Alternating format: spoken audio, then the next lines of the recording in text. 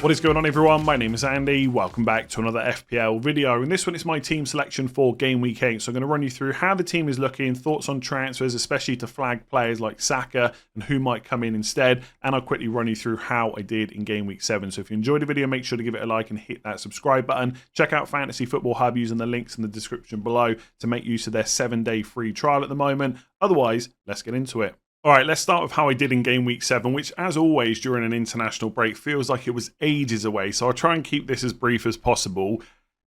Compared to Game Week 6, the week that I wildcard, it was actually not a bad week, because Game Week 6 was absolutely awful. Massive red arrow on wildcard, not great.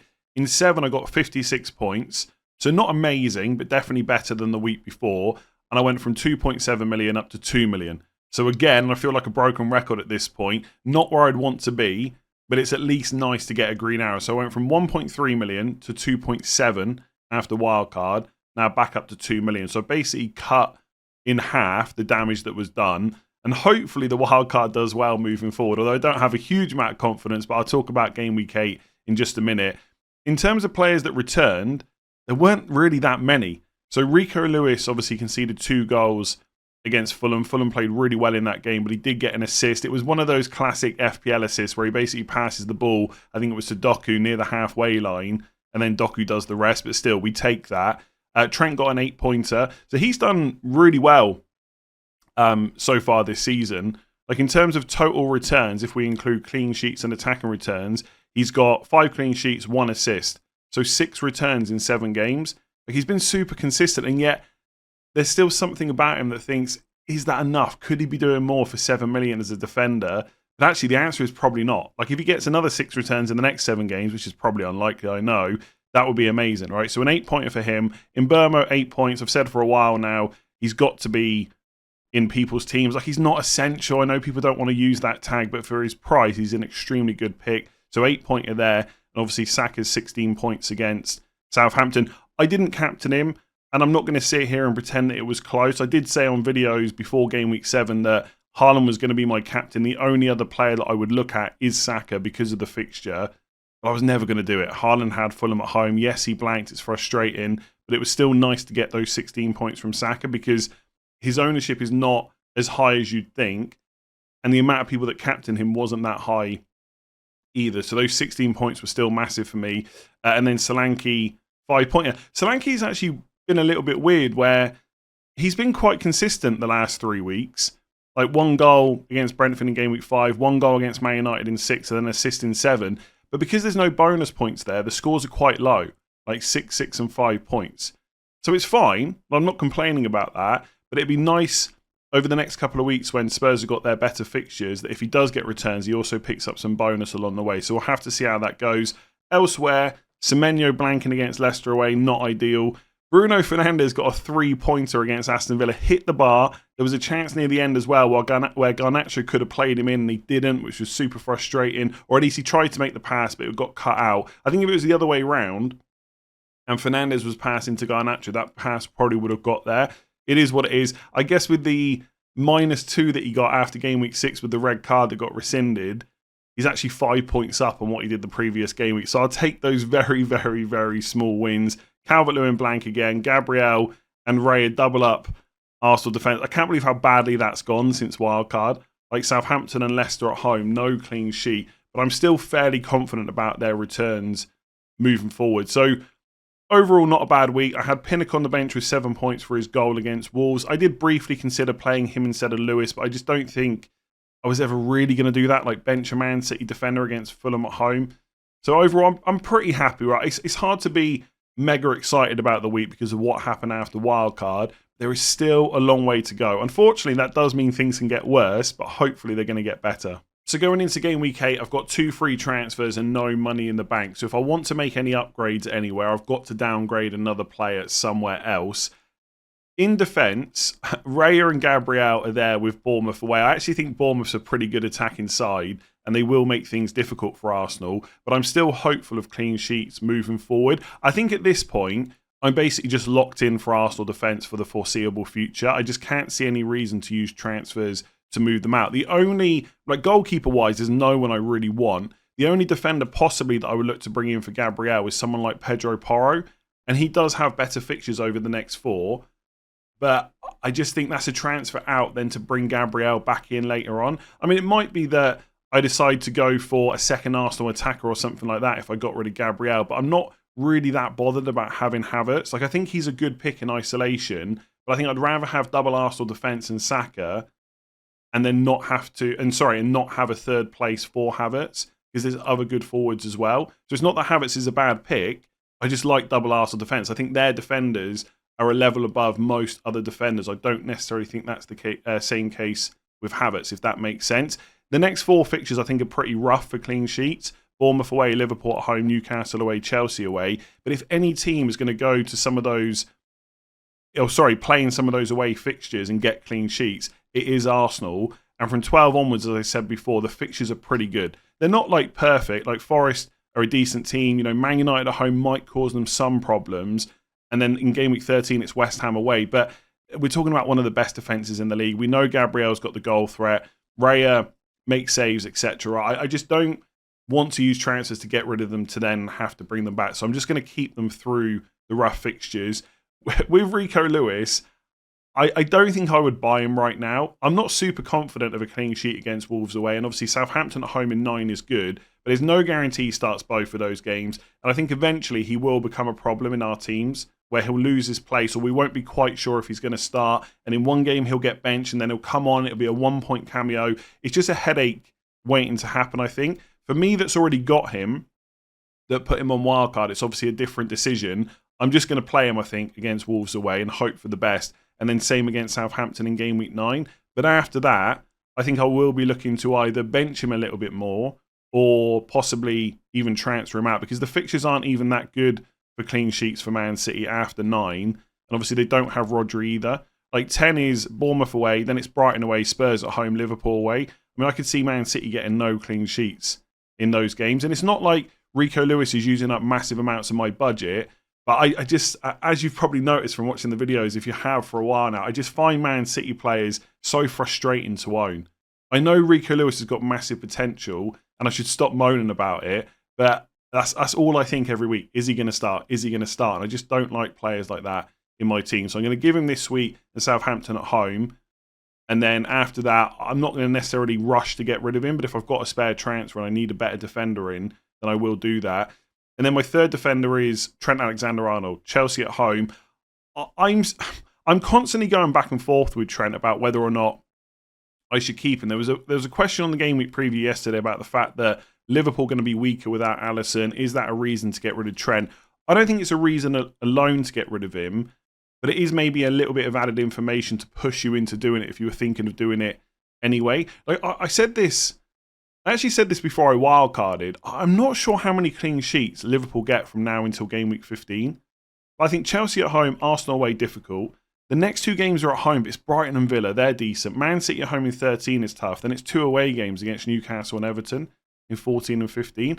The only thing that's kind of keeping me on track, making me want to keep Trent because of how well he's done, first of all, is how good the Liverpool defence has been. I'm not sure I'm confident enough to say, well, that was just because of the good fixtures. It might be that Liverpool defence is just going to be really good this year. And if that's the case, if Arsenal had that fixture run, I wouldn't be so keen to get rid of their defenders. I think they'd be perfectly reasonable holds for players you know are going to start every week, super attacking, and playing for a good defence. So I think I'm leaning more towards trying to keep Trent if I can.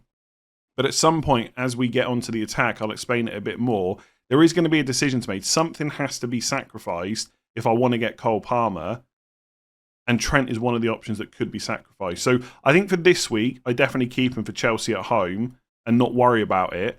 But next week when he's got Arsenal away, and I've got another free transfer hopefully, there might be a part of me that just wants to free up the money. I think basically, to put it in short, I think Trent's a really good option and we shouldn't be looking to sell him. But I'm still kind of thinking that I might do it because I need the money from somewhere. On the bench, Pinnock against Man United away, not going to play him. I do have Greaves for Ipswich against Everton at home. So if there's any doubts about Lewis starting, I will just play Greaves. I won't make a transfer. But as it stands, I've got Raya, Gabriel, Trent, Lewis. Defence looking pretty good. So with my midfield, I'm going to start from the right and then move left. So Rodgers is back in the 11 with Fulham away. And on the bench, I've got Semenyo against Arsenal at home. So I played Semenyo against Southampton and Leicester as planned. Now he's back on the bench. There is part of me that looks back to wildcard 6 and says, was it a mistake to go for Semenyo, knowing that he had to return well in those first 2 games because the fixtures were going to get tough afterwards? But I actually don't think it was. I think there's a little bit of hindsight there. Essentially, he's returned 1 goal in 2 games since he's been in my squad, and that's probably fine. And the plan was always to bench him in game week 8 anyway. So I don't think it's a massive problem. After that, it's Villa away in 9. So if I get really stuck and need to play him, I'm not that bothered. And then in 10, it's Man City at home, which again isn't great. But that week, I'll probably just play Rodgers, who has, let me just double check, Spurs away. So not amazing, but better than what Semenyo has, I would say. And then 11 onwards, I actually think the fixtures are okay for Bournemouth. I do rate them from an attacking sense. And I don't think on paper those fixtures are terrible. So I'm okay with it. But here's another player at some point that might get downgraded to like a Dibbling to be able to afford a bigger move elsewhere. So Rodgers playing. In Burma, I don't really need to say too much. Man United away is not a super easy fixture, but it's certainly not terrible either. I think Brentford are a good team. They will be a massive test for Man United. They just always are. And then the fixtures afterwards are really good. So in Burma, definitely staying. Bruno Fernandes, been awful, basically. There's plenty of reasons why I haven't sold him so far. I feel like I've mentioned them a million times and I keep getting asked. So either people aren't listening or I'm not explaining it very well. Yes, maybe I should not have gone for him on wildcard. But again, I went for him instead of Luis Diaz. And Diaz has blanked and been benched. So it's not like he's gone massively better. Yes, he didn't get red carded. I get that. But you can't predict red cards. So on wildcard 6, I should have looked elsewhere. I should have probably gone cheaper. But I don't think it was a massive mistake picking him instead of Diaz. And then last week, there was just no need to really transfer him out. And that's kind of the position I'm in now. And I think people find it very difficult to forget the past. Like, yes, I could go back to game week 1 and not pick Bruno Fernandes. I understand that, but I cannot do that. So I'm just now managing my team week to week. So should I use one of my 2 free transfers to get rid of him before he plays Brentford at home? A game where he's going to play 90 minutes, be on penalties, probably get the odd chance, maybe finally convert some of that expected goals that he's had this season. I don't think so. Like, I don't have a good way to go and get Cole Palmer in 2 moves. Ideally, I would need 3 free transfers to get him. He's also playing Liverpool away, so I'm not in a massive rush to pick him up. And I don't have the money to go from like Fernandes to Son either. So I could go, and I mentioned this before, and again, I don't know if I'm just not explaining it properly. I could go from Fernandes to Brennan Johnson, right? And I think that's fine. I think Brennan Johnson, maybe he is a better pick this week, right? But then if I want to get Palmer in, I've either got to sell Saka, which I don't necessarily want to do, or I've got to free up the funds to then get rid of Johnson anyway. I'm not going to be able to afford to go from Semenyo to Palmer. It's just not going to work, right? It's just too much money. So is it worth using a transfer to get rid of Fernandes just to bring Johnson in, to then have to get Palmer in anyway, but also then have less transfers to do it? So I don't think it's worth setting myself up for a hit. I could just keep Bruno Fernandes. Like, for 1 week only, essentially. I mean, that's how I'm thinking about it at the moment. 1 week only, Fernandes versus Brentford at home, or Johnson versus West Ham at home, with the possibility of then that becoming a -4 later. I just don't think it's worth it. I think I might as well just keep Bruno. So I know the comments are going to be, you shouldn't have him, you should have got rid of him ages ago. That really doesn't matter at this point. There's not much I can do about it. All I can do is manage from game week 8 onwards. And I think it's a more than reasonable choice to keep hold of Bruno. And if he does well, the fixtures are good afterwards. If he doesn't, I'll then have 3 free transfers to look to bring someone like Cole Palmer in later. I think Cole Palmer is brilliant and definitely better than Bruno, right? I'm not arguing different.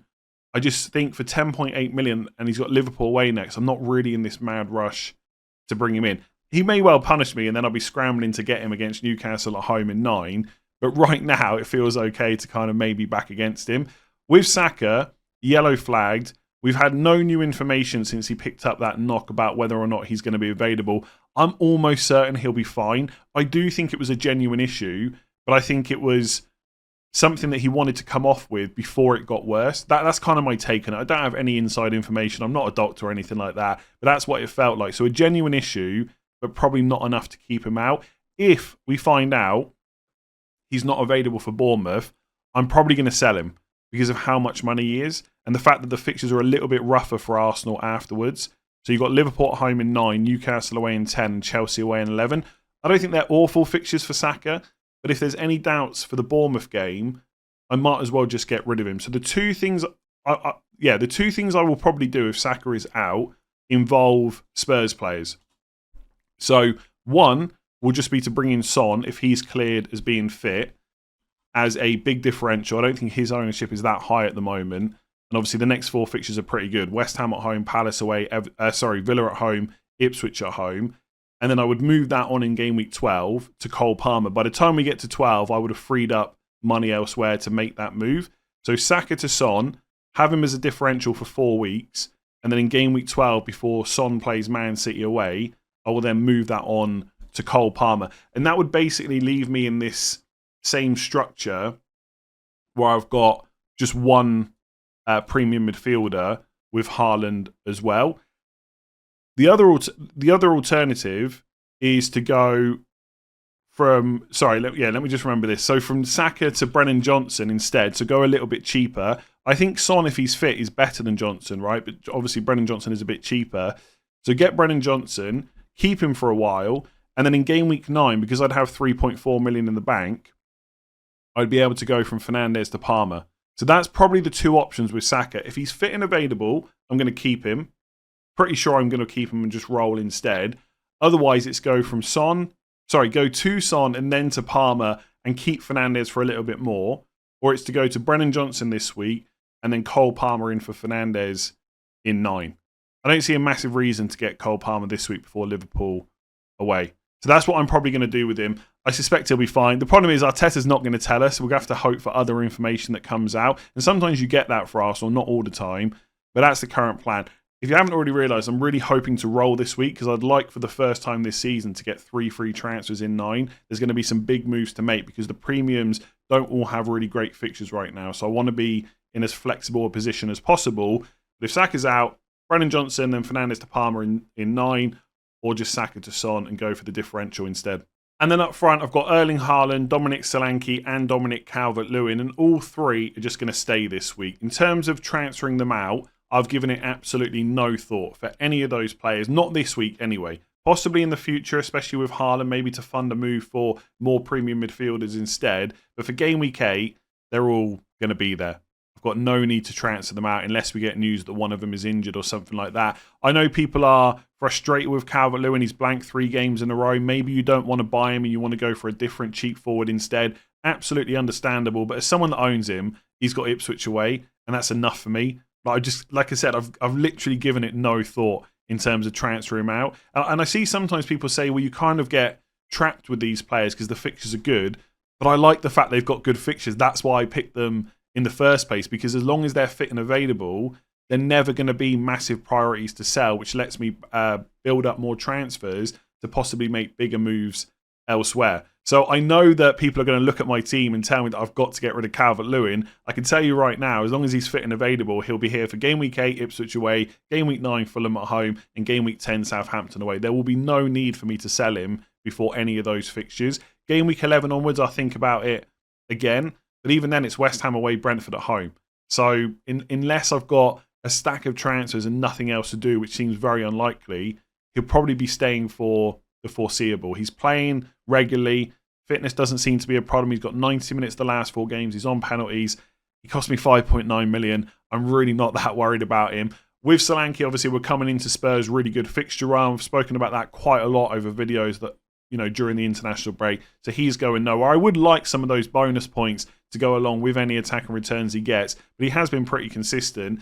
And I think for Haaland, whichever premiums you've got, I think Haaland is the best captain this week and next week. I don't think there's really too much of an argument about that. I think if you haven't got Haaland, you're probably not panicking. Like you can go for Saka captain, Salah captain this week, maybe Palmer in game week 9. It's not an issue. But if you've got Haaland, I've just banged my desk. Hopefully you haven't heard that too much on the mic. Haaland just is the best captain. So if you've got him, there's just no reason to sell him. And I would suspect that anyone wildcarding this week will probably pick him up. And then if they don't want him long term, look to use transfers to move him on. I just think Wolves away is just too good to turn down, followed by Southampton at home. So any thoughts about selling him aren't until kind of game week 10 onwards. maybe even game week 12, something like that. I'm quite undecided about what I want to do long term in terms of my premium players. Like, I feel like from game week 12 onwards, I've got to have Cole Palmer. And it's just a case of, do I also feel like I need Haaland and Saka as well? Because if I do, that means I've got to stretch the funds quite a lot. So, for example, I could do Bruno Fernandes to Palmer. I'd have to get rid of Trent to fund it. And that could just be to 8 Nuri, right? I think that's fine. I think he's a good option from game week 10 onwards. But then my defence is Gabriel, Pinnock, Greaves, 8 Nuri and Lewis with no money in the bank. That doesn't feel ideal. Potentially, once I start building up more transfers, I could get rid of Semenyo to like a Dibbling. That would free up about 0.91 million to then go and spend on defence. So, for example, I could go Semenyo to Dibbling, and then Rico Lewis could become someone like Pedro Porro, and suddenly that looks a little bit better. But that's 4 transfers to get to that point. And so it's all well and good that I've got 2 now. I'm going to roll to 3 next week. And obviously in game week 10, I'll have 4. But that's hoping that nothing else comes up whatsoever. I know Dibbling's flagged at the moment, but he'll probably be fine. So it's a tricky one. If I want to get rid of Trent to fund Palmer to keep Saka or Haaland, I can do it. But I'm really stretched then. Otherwise, I've got to get rid of Saka and just go for 1 premium midfielder and Haaland, or I've got to get rid of Erling Haaland. I'm just not prepared to... Basically, I'm not prepared to commit to that at the moment. I'm not completely against it. I've seen so many teams do well without him, and that does make me eager to try it as well. But there's also just a psychological thing that tells me as soon as I do it, that will be when those squads stop doing as well, and I'll have got off Haaland at the wrong time. So potentially game week 10 or 12, I'm going to consider getting rid of Haaland with multiple transfers to bring in a bunch of premium midfielders instead. But for now, I think with the way my team looks for this week, unless there's anything major that comes up in press conferences tomorrow, I think on paper, it looks pretty good. Most of the players have a decent enough fixture and or they're just good options in general. So Rico Lewis, for example, might not keep a clean sheet against Wolves, but if he starts, there's attacking potential there. Bruno Fernandes has been terrible, but at least it's Brentford at home, that kind of thing. I think the team looks good. I've got 2 free transfers. I think I take this opportunity just to get to 3 in 9 and then decide what to do. And it might be that Trent Fernandes Semenyo move to get Palmer in and get rid of Trent. I may just end up not getting Palmer till 12 and selling Haaland to fund it, or possibly getting rid of Saka. I don't know at the moment, but it's kind of nice to come off the back of an international break without a huge amount of problems, with 2 free transfers, and probably getting to roll again. So let's see what comes up in the press conferences tomorrow. Anything that changes, I will cover in tomorrow's final thoughts video. If you've enjoyed that, make sure to give it a like and hit that subscribe button. Rate 5 stars if you listen on podcast. Don't forget to check out Fantasy Football Hub as well, using the links in the description below. There is 30% off at the moment and a 7-day free trial, so you can just check it out and see whether you like it or not. Thanks for watching. Catch you again tomorrow.